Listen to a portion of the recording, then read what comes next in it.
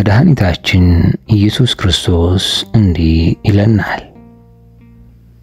የጌታ የእግዚአብሔር መንፈስ በእኔ ላይ ነው፣ ለድሆች የምስራችን ሰብክ ዘንድ እግዚአብሔር ቀብቶኛልና፣ ልባቸው የተሰበረውን እጠግን ዘንድ፣ ለተማረኩትም ነፃነትን፣ ለታሰሩትም መፈታትን እናገር ዘንድ ልኮኛል። ኢሳይያስ 61 ከቁጥር 1 እስከ 3። ሩሩሁ እግዚአብሔር በእግዚአብሔር ቅዱስ ፈቃድ ዛሬ ወደ እናንተ ይዘን የቀረብነው ሩሩሁ እግዚአብሔር የተሰኘውን መንፈሳዊ ርዕስ ይዘን ወደ ውስጥ እንገባለን። እግዚአብሔር አምላክ ሰዎች ሁሉ ስብዕናቸው ጠንካራ፣ መንፈሳዊ ሕይወታቸውም ብርቱ እንዲሆን ይፈልጋል። ከዚህ በተጨማሪ በትዕግስታቸው፣ በአገልግሎታቸው፣ በመረዳታቸውና በሌሎችም ነገሮች ሁሉ የበረቱ መሆን አለባቸው። ይሁን እንጂ እግዚአብሔር አምላካችን የደካሞች አምላክ ነው። እግዚአብሔር ደካሞችን ከመደገፉ ከማበረታታቱና ከማጠንከሩም በላይ በፍጹም አይረሳቸውም። ይህ ስለሆነም መድኃኒታችን ኢየሱስ ክርስቶስ እንዲህ ይለናል። የጌታ የእግዚአብሔር መንፈስ በእኔ ላይ ነው፣ ለድሆች የምስራችን ሰብክ ዘንድ እግዚአብሔር ቀብቶኛል፣ ልባቸው የተሰበረውን እጠግን ዘንድ፣ ለተማረኩትም ነፃነትን፣ ለታሰሩትም መፈታትን እናገር ዘንድ ልኮኛል ይላል። በእርግጥም እግዚአብሔር ተስፋ የቆረጡትን፣ ልባቸው የተሰበረባቸውንና ያዘኑትን ይደግፋል። አንተ ተስፋ ለቆረጡት ተስፋቸው፣ ረዳት ለሌላቸውም ረዳታቸው፣ ልባቸው የተሰበረባቸውን የምታጽናና፣ በማዕበል ለተጠቁት መጠጊያ ወደባቸው ነህ ብለን የምንጠራው ለዚህ ነው። የእርሱ ደቀ መዛሙርት በአንድ ወቅት በባህር ላይ ሲጓዙ ነፋስና ማዕበል ባጋጠማቸው ጊዜ አስተማማኝ ወደብ ሆኖ እንዳዳናቸው ሁሉ ሌሎችንም በእንደዚህ አይነት ሁኔታ የተጨነቁትን የሚያሳርፍ ወደብ ነው። ሐዋርያት በባህሩ መካከል በማዕበል ሲጨነቁ እርሱ ባህሩን እንደ የብስ እየተረገጠ በመምጣት ካረጋጋቸው በኋላ እንዲህ ነበር ያላቸው፣ አይዟችሁ እኔ ነኝ፣ አትፍሩ። ከዚህ በኋላ ነፋሱ ማስጨነቁን ተወ። በእርግጥም ረዳት ለሌላቸው ሁሉ ረዳት ነው። 38 ዓመታት በከባድ ደዌ ታሞ በቤተ ሳይዳ የመጠመቂያ ቦታ ወድቆ ሳለ ጠበሉ በመልአኩ አማካኝነት ሲናወጥ ወደዚያ ወስዶ የሚያጠምቀው አጥቶ ነበር። አንተ የሚንከባከብ አጥተ ብቸኝነት ሲሰማህና ሊገድልህ ከሚፈልግህ ከኤሳው አምልጠህ በምትሸሽበት ጊዜ በሰማይና በምድር መካከል የተዘረጋ መሰላል ከመመልከትህ በተጨማሪም በእርግጥ እግዚአብሔርን ካጠገብህ ታገኘዋለህ።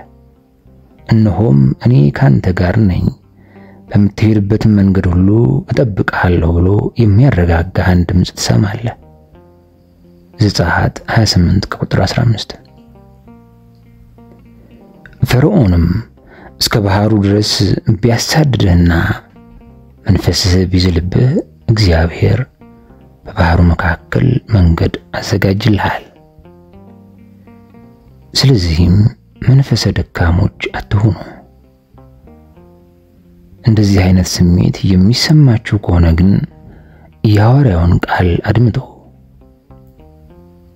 ድፍረት የሌላቸውን አጽኗቸው፣ ለደካሞችም ትጉላቸው ይላል አንደኛ ተሰሎንቄ ምዕራፍ 5 ከቁጥር 14። እናንተም ብትሆኑ አንድ ሰው ተስፋ በመቁረጡና በጭንቀቱ ግራ ተጋብቶ ብትመለከቱት ችላ አትበሉት። ሲወድቅ ብትመለከቱትም አትጥሉት። ይልቁንም የሚያበረታቱ ቃላት በመናገርና ተስፋ በመስጠት ለእንደዚህ አይነቱ ሰው የብርሃን መንገዱን በማሳየት እርዱት። ወንድሜ ሆይ አንተ በተራራው ጫፍ ላይ ብትሆንም በእግረ ደብሩ ወይም በሸለቆ ውስጥ ወይም ደግሞ በረግረጉ ቦታ ላይ ያሉትን አትናቃቸው ወይም አታንቋሻቸው። እግዚአብሔር ጸጋውን አላብሶ ከፍተኛ ደረጃ ላይ ብትደርስም እንደዚህ አይነቱ ደረጃ ላይ ያልደረሱትና መንፈሰ ደካሞች የሆኑትን በንቀት አይን አትመልከታቸው። ይልቁንም ከነዚህ ከተናናሾቹ አንዱን እንዳትንቁ ተጠንቀቁ ይላል ማቴዎስ 18 ከቁጥር 10። እንዲህም ይለውን የጌታችንን ቃል አስታውሱ። እነዚህ ሰዎች በማንኛውም አይነት የከፋ ሁኔታ ውስጥ ቢሆኑም እግዚአብሔር ከወደቁበት ሊያነሳቸው ይችላል። ሩህሩህ የወይን ጠባቂ ፍሬ ባለማፍራቷ ልትቆረጥ የነበረችውን የበለስ ዛፍ እስኪኮተኩታትና ማዳበሪያ እስኪያፈስላት ድረስ ሌላ 1 ዓመት እንደሚጠብቃትና ፍሬም እንደምታፈራ አሳስቦ ከመቆረጥ አድኗታል። ሉቃስ 13 ቁጥር 6። ቸር አምላካችን እንዲህ ነው። የተቀጠቀጠ ሸምበቆን አይሰብርም፣ የሚጤስንም የጧፍ ክርም አያጠፋም። ማቴዎስ 12 ቁጥር 20። የተቀጠቀጠ ሸምበቆ ቢደገፉት ቀጥ ብሎ ይቆማል፣ የሚጤስ ጧፍም ከለኮሱት ይነዳል። እግዚአብሔር ኃጢአተኛው እንዲመለስና እንዲድን እንጂ እንዲሞት ስለማይፈልግ ለእያንዳንዱ ሰው ምርጫውን አስቀምጦለታል። ሕዝቅኤል 18 ቁጥር 23። ስለዚህ ማንኛውም ሰው በዚህኛው ሕይወቱ ወይም በምድራዊ ሕይወቱ ሳለ ንስሐ የመግባትና ተስፋ ያለመቁረጥ እድል ተሰጥቶታል። ከኢየሱስ ክርስቶስ በስተቀኝ ተሰቅሎ የነበረው ወንበዴ በዚህች ምድር ላይ በነበረችው የመጨረሻ ደቂቃ ላይ ወደ እግዚአብሔር መመለስ ችሏል። ይህ ሰው እግዚአብሔር እንዲያበራ የረዳው የሚጤስ ጧፍ ነበር። መድኃኒታችን ኢየሱስ ክርስቶስ ዓለምን ላድን እንጂ በዓለም ልፈርድ አልመጣሁምና በማለት ተናገረው ቃል ምን ያህል አጽናኝ ቃል እንደሆነ አስተውሉ። እርሱ በአንደበቴ ምንም አይነት የእርግማን ቃል የለም፣ ይልቁንም የፍቅር የድህነትና የይቅርታ ቃል እንጂ ይለናል። እርሱም ከአንደበቴ ምንም አይነት የእርግማን ቃል የለም፣ ይልቁንም የፍቅር የድህነትና የይቅርታ ቃል እንጂ ይለናል። ከዚህ በተጨማሪ በእናንተ ላይ የነበረውን ፍርድ እኔ በመቀበል ከእናንተ ላይ በደሜ አስወግጄላችኋለሁ ይለናል። በእውነትም ጌታዬ አንደበትህ እጅግ ጣፋጭ ነው። መኃልየ 5 ቁጥር 16። ጌታዬ ሆይ አንተ ፍርድን ሁሉ ከአባትህ የተቀበልክ ብትሆን እንኳ በዓለም ልፈርድ አልመጣሁም ብለሃል።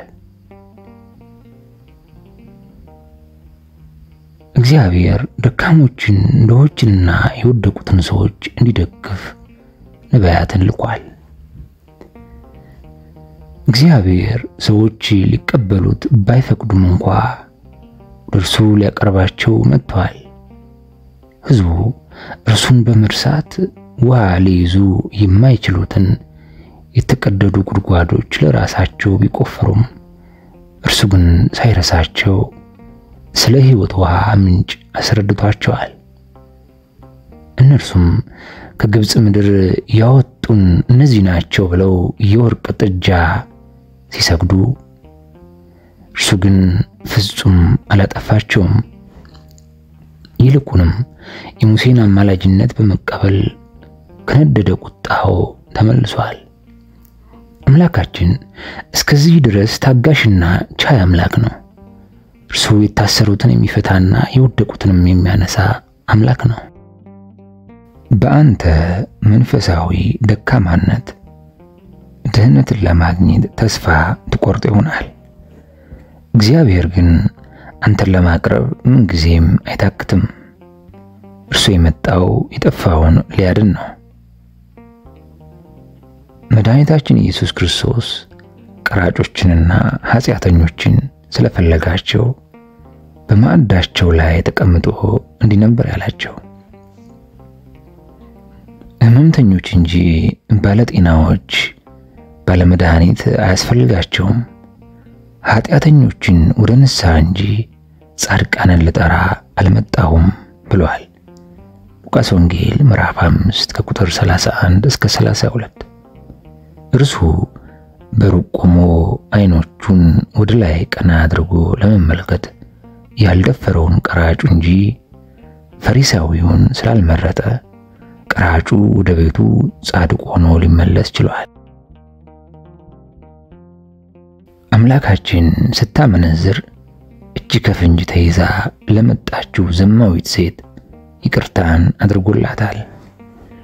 ይህ ሴት ተይዛ በእርሱ ፊት ስትቀርብ በአፍረት ተሞልታ ነበር። ፈሪሳውያንና ሰዱቃውያን ግን በድንጋይ ሊወግሯት ቢፈልጉም ኢየሱስ ክርስቶስ ከእነርሱ እጅ ካዳናት በኋላ እኔም አልፈርድብሽም፣ ሂጂ፣ ከአሁን ጀምሮ ደግመሽ ኃጢአትን አትስሪ አላት። ከዚህ በተጨማሪ እርሱ እግሮቿን በእንባዋ እያራሰች በፀጉሯ ስታብስለት የነበረችዋን ኃጢአተኛ ሴት አበርትቷል። ይህ በመሆኑም አብሮት ለነበረው ፈሪሳዊ እንዲህ ብሎታል፣ ብዙ ያለው ኃጢአቷ ተሰርዮላታል። ሉቃስ 7 ከቁጥር 37። ልባቸው የተሰበረውን የሚያበረታው እግዚአብሔር ቸርና ሩህሩህ መሆኑን የተረዳው ነቢዩ ዳዊት በንስሐ ውስጥ ሆኖ እንዲህ ብሎታል፣ እጠበኝ ከበረዶም ይልቅ ነጭ ሆናለሁ፣ ከበረዶ ይልቅ እነጣለሁ የሚለው ቃል የእግዚአብሔርን የቸርነቱን መጠን ብዛት የሚያሳይ ቃል ነው። ይህም በመሆኑ መዝሙረኛው ዳዊት በመዝሙሩ እግዚአብሔርን ድንቅ በሆነ መንገድ እንደሚከተለው አመስግኖታል። ነፍሴ ሆይ እግዚአብሔርን ባርኪ፣ አባት ለልጆቹ እንደሚራራ እንዲሁ እግዚአብሔር ለሚፈሩት ይራራል። እንደ ኃጢአታችን አላደረገብንም፣ እንደ በደላችንም አልከፈለንም። ሰማይ ከምድር ከፍ እንደሚል እንዲሁ እግዚአብሔር ምሕረቱን በሚፈሩት ላይ አጠነከረ። ምስራቅ ከምዕራብ እንደሚርቅ እንዲሁ ኃጢአታችንን ከእኛ አራቀ። ፍጥረታችንንም እርሱ ያውቃልና አቤቱ እኛ አፈር እንደሆንን አስብ። መዝሙር 102። እግዚአብሔር አምላካችን ኃጢአታችንን ይቅር ማለት ብቻ ሳይሆን እስከ መጨረሻው አያስብብንም። ኃጢአታችሁንም ከእንግዲህ ወዲህ አላስብምና ይላል። እርሱ ንስሐ ለሚገባው ኃጢአተኛ እንዲህ ይለዋል፣ የበደለው በደል ሁሉ አይታሰብበትም። ሕዝቅኤል 18 ከቁጥር 22። የሰራው ኃጢአት ሁሉ አይታሰብበትም። 33 ከቁጥር 16። መዝሙረኛው ዳዊትም እንዲህ ይላል፣ መተላለፉ የቀረችለት ኃጢአቱም የተከደነችለት ምስጉን ነው። እግዚአብሔር በደሉን የማይቆጥርበት በመንፈሱም ሽንገላ የሌለበት ሰው ምስጉን ነው። መዝሙር 31 ከቁጥር 1 እስከ 2። ሐዋርያው ቅዱስ ጳውሎስም በሮሜ መልእክቱ ላይ ተመሳሳይ ቃል ተናግሯል። ሮሜ 4 ከቁጥር 8 ላይ ይኸው ሐዋርያ እንደዚህ ስላለው ድህነት ይህን ተናግሯል። እግዚአብሔር በክርስቶስ ዓለሙን ከራሱ ጋር ያስታርቅ ነበር፣ በደላቸውንም አይቆጥርባቸውም ነበርና ይላል 2ኛ ቆሮንቶስ 5:19። ስለ አንድ ሰው ምክንያት ማንም የመንፈስ ዝለት አይሰማው። ይልቁንም ያ ኃጢአተኛ ሰው ንስሐ ከገባ ይህ ኃጢአቱ የመጣበትን ምክንያት ሁሉ እግዚአብሔር እንደማያስብበት ይገንዘብ። ንስሐ ከገባን እግዚአብሔር ኃጢአታችንን ስለሚያጠፋልን ዳግመኛ አያስብብንም። ስለሆነም እግዚአብሔር እንዲህ ይለናል፣ ኃጢአታችሁ እንደ አለላ ብትሆን እንደ አመዳይ ተነጻለች። ኢሳይያስ 1:18 እጠበኝ ከበረዶም ይልቅ ነጭ ሆናለሁ። መዝሙር 50:7። እስቲ ኢየሱስ ክርስቶስ የካደውን ቅዱስ ጴጥሮስን እዚህ ላይ ምሳሌ አድርገን እንውሰድ። ጴጥሮስ ያኔ የፈጸመው ጌታን መካድ ብቻ አይደለም፣ ያልበቃ ብሎት ሊምልና ሊራገም ጀምሯል። ይህን የምትሉን ሰው አላውቀውም ብሎ ይራገምና ይምል ጀመር። እርሱ አስቀድሞ ለጌታ የተናገረውን ቃል ረስቶት ነበር። ሁሉም ቢሰናከሉ እኔ ግን ከቶ አልሰናከልም ብሏል። ከአንተ ጋር ይሞት እንኳን ብሆን ከቶ አልክደም። ከዚህ በኋላ ጌታውን 3 ጊዜ እንደካደው ሲገነዘብ ልቡ በሐዘን ስለተሰበረበት ወደ ውጭ ወጥቶ ምርር ብሎ አልቅሷል። ይሁን እንጂ ጌታ ሐዋርያው መንፈሱ በተስፋ መቁረጥ እንዳይዝል በተለያየ መንገድ አበርትቶታል። ከትንሣኤ በኋላ ጌታ በመልአኩ አንደበት ለማርያም እንዲህ ብሏቸዋል፣ ነገር ግን ሄዳችሁ ለደቀ መዛሙርቱ ለጴጥሮስም ወደ ገሊላ ይቀድማችኋል፣ እንደነገራችሁ በዚያ ታዩታላችሁ። እዚህ ላይ ጌታ ይህንን መልእክት ለቅዱስ ጴጥሮስ የላከው እርሱን ከሐዋርያት ጋር በመደመር ሳይሆን ከክህደቱ በኋላ ሰላሙ ይመለስለት ዘንድ ልዩ እንክብካቤ በሚፈልግበት ሰዓት ስለነበረ መልእክቱን ለእርሱ በስሙ ጠርቶ እንደላከለት እንመለከታለን። ከዚህ በተጨማሪም ኢየሱስ ክርስቶስ በሰባቱ ሐዋርያት ራሱን በጥብርያዶስ ባህር ዳር ሲገልጥላቸው ለቅዱስ ጴጥሮስ እንዲህ ብሎት ነበር፣ የዮና ልጅ ስምዖን ሆይ ከነዚህ ይልቅ ተወደኛለህን? ግልገሎቼን አሰማራ፣ ጠቦቶቼንም ጠብቅ፣ በጎቼንም አሰማራ ብሎታል። በእነዚህ ቃላት መድኃኒታችን ኢየሱስ ክርስቶስ ቅዱስ ጴጥሮስ ጌታውን ስለካደ የሐዋርያነት ማዕረጉን እንዳላጣው አረጋግጦለታል። ከዚህ በተጨማሪም ሐዋርያው ቅዱስ ጳውሎስ ስለ ጌታ ዕርገት በተናገረበት ክፍል እንዲህ ብሏል፣ ለኬፋም ታየ፣ በኋላም ለ12ቱ ብሏል። ቶማስ የጌታን ትንሣኤ በተጠራጠረ ጊዜም ጌታ ከዚህ ጋር ተመሳሳይ የሆነ ድርጊት ተፈጽሟል። ቶማስ ካላየ የማያምን እጅግ ደካማ ሰው ነበር። ሌሎቹ ሐዋርያት በሙሉ የጌታን ትንሣኤ ሲያምኑ እርሱ አላመነም ነበር። ጌታ ግን ከነጥርጣሬውና ከደካማ ልቡ ጋር ሊተወው ስላልፈለገ ተወጉ ጎኖቹን፣ እጆቹና እግሮቹን ጎኑን አሳይቶታል። በዚያን ወቅት ጌታ ለቶማስ እንዲህ ነበር ያለው፣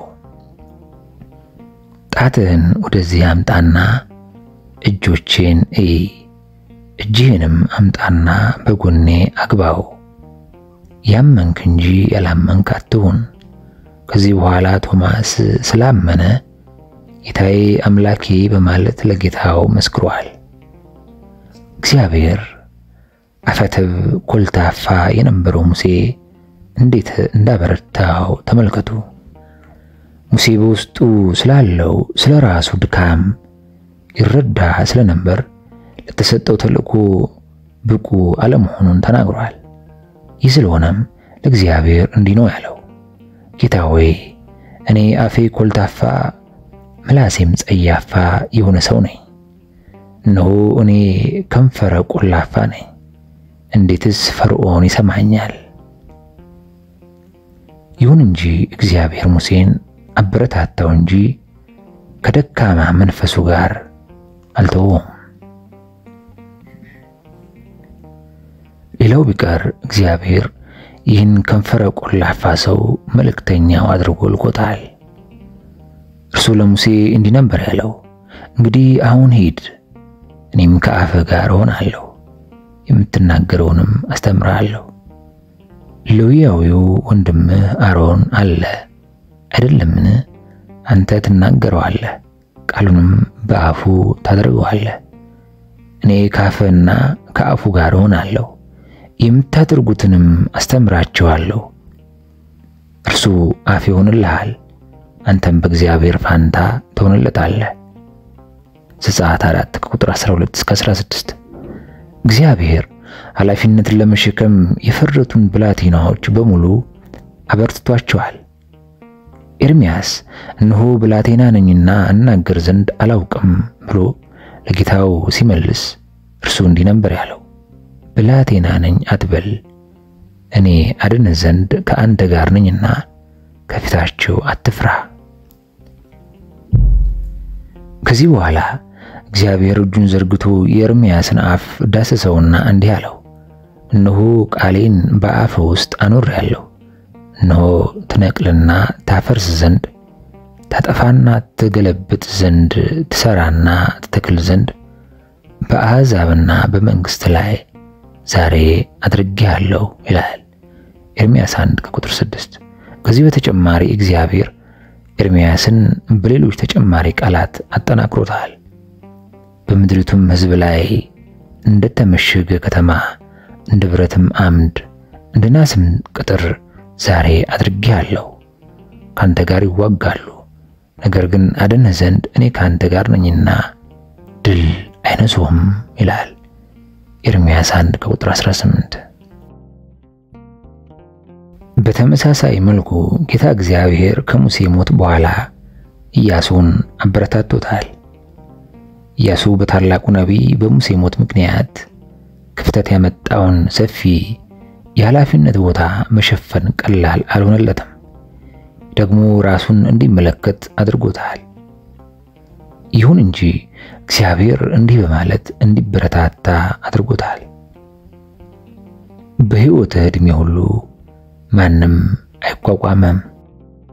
ከሙሴ ጋር እንደሆንኩ እንዲሁ ከአንተ ጋር እሆናለሁ፣ አልጥልህም፣ አልተውህም። ለአባቶቻቸው ሰጣቸዋለሁ ብዬ የማልኩላቸውን ምድር ለዚህ ሕዝብ ታወርሳለህና ጽና፣ አይዞህ። ነገር ግን ጽና፣ እጅግ በርታ። በምትሄድበት ሁሉ አምላክህ እግዚአብሔር ካንተ ጋር ነውና ጽና፣ አይዞህ፣ አትፍራ፣ አትደንግጥ ብዬ አላዘዝኩህምን?